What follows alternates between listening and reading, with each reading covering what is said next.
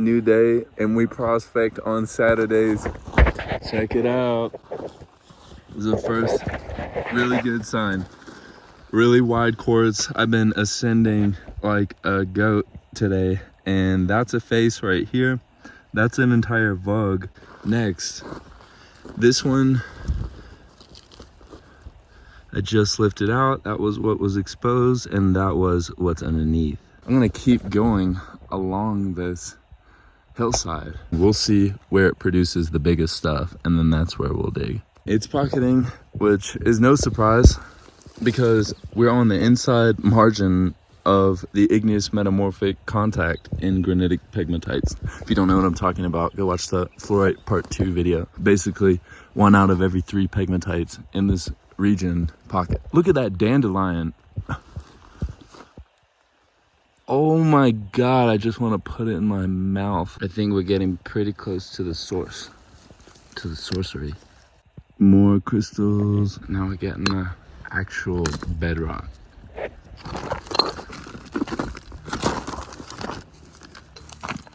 This right here is not alluvial.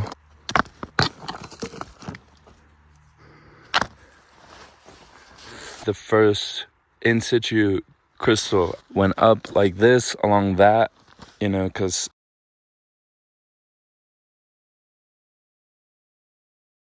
just seeing how big that was. So where we're looking is the pocket runs like that. So this should be terminated over here as well. Yeah, I'm gonna keep going. Hopefully they'll get bigger.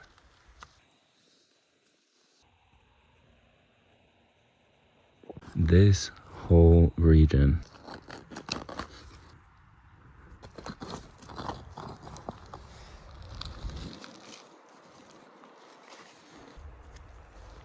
That's the idea. Magic is real. Pocket section here.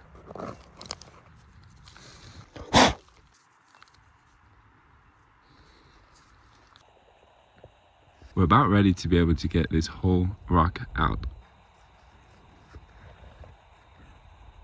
It may go under. They break off the wall and then hang out at the bottom at a big crystal party. I'm gonna lift it out. Here it is. And that was on the bottom, and this was all on the back. And then at the top. So we should probably have some clusters. That one as well. I moved the other one. Look at that. Sprouting growth. Right in here.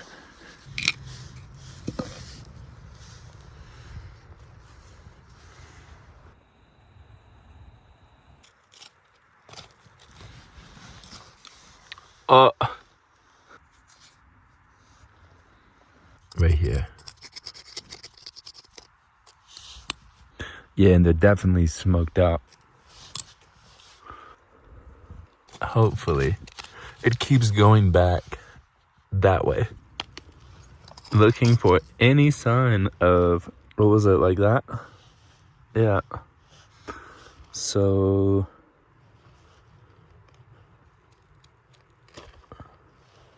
yeah, this whole thing is, this vein is just winding through it up in here, there, and it's probably going to continue based on what I'm seeing.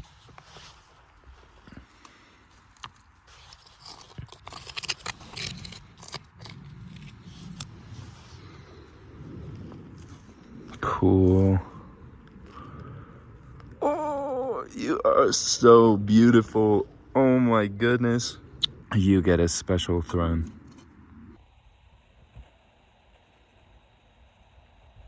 Okay, they got that one.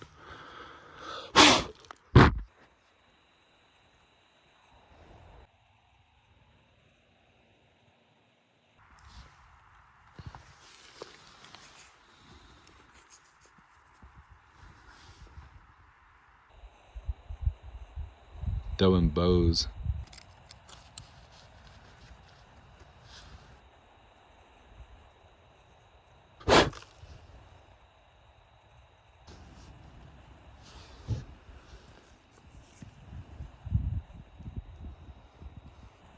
3 Smokies.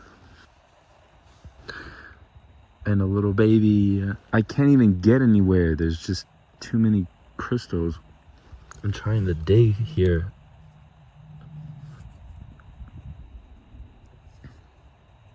This is directly below that.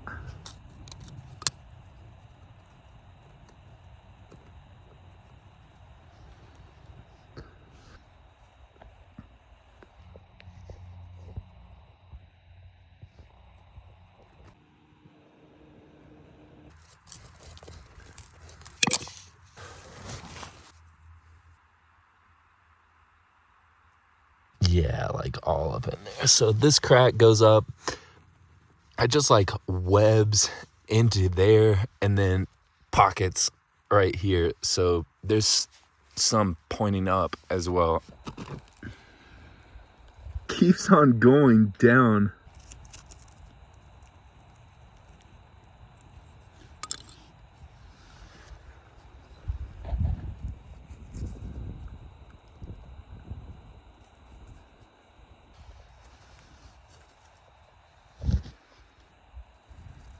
Up in this business. Well, I learned today that you don't need significant quantities of clay to have good crystals.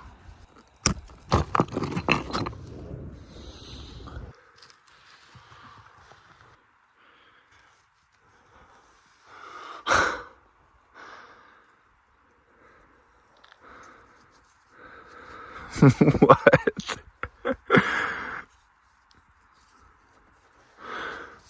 Cool.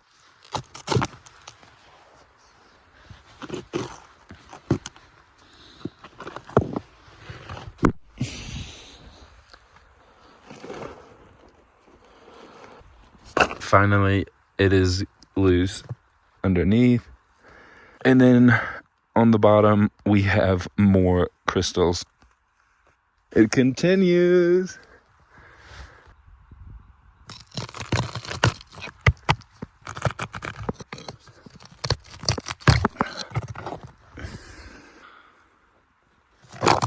I think, well, there's one of them. Now this one from in there. The thing is, it's daytime right now. I will come back later. Yeah, I'm gonna go up there.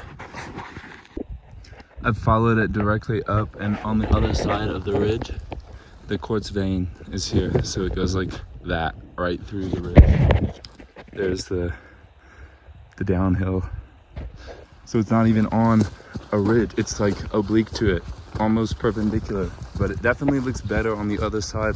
I did walk down quite a ways. This is Sequent, a free beta version in which I've created a topographic model of the area as accurately as possible, showing the dike, which is trending north-northeast. We begin the video about here, and we follow float up to the first presence of in situ quartz in the dike here, and then continue to follow that up to about this point where it does pocket. At sunset, we rise over the ridgeline, which the dike is transecting perpendicular, and find that on the other side, the dike exists as well. So it continues this way. The vertical dip is something that I find unusual. I really don't see that very often. This is actually a good opportunity to illustrate another point, and that is when you do have dip, so your linear feature is inclined, which most pegmatites are, it can dramatically alter its apparent pathway when you have high relief topography. So check this out. We got some alien type crop circles going on in the pegmatite pattern. This is all still one pegmatite. And when we take it down to eye level, we can see that it's still a linear feature. But through subtracting topography, through erosion, we get this hole in the middle of the pegmatite. So imagine tracking that. I mean, you're walking up from this direction, you see a whole pile of quartz right here, and you're like, oh man, awesome, it's coming from up the valley. And then you walk up and then you see another pile right here, and then nothing up above. So you got this ring complex type thing, and then over here it's just scattered with quartz float, quartz float, quartz float, making a waterfall over the side of this small ridge right here. So keep that in mind when you're tracking pegmatites, that the feature may not be as complicated as it looks by taking into consideration the dip magnitude. Let's get back to the video. More crystals deep. More on the bottom. That's neato.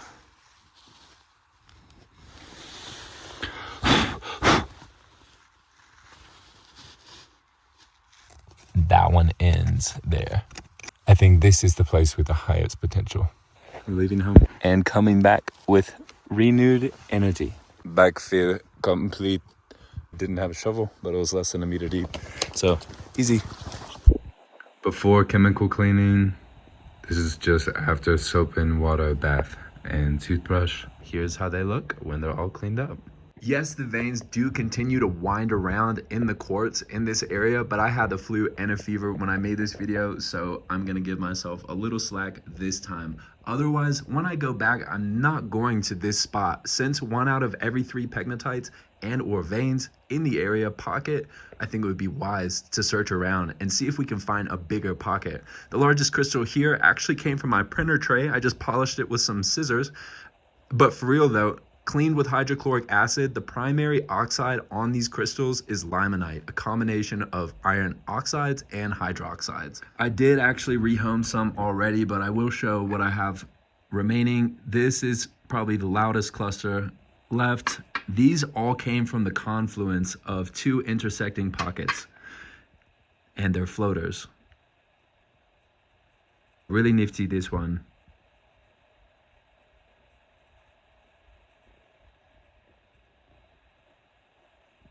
I thought they were smokies when we were pulling them out, but they're not. They're not smokies. They're hematite included in the surface layer. Some a little reddish purple. And then here's a few more, just really, more complicated growth.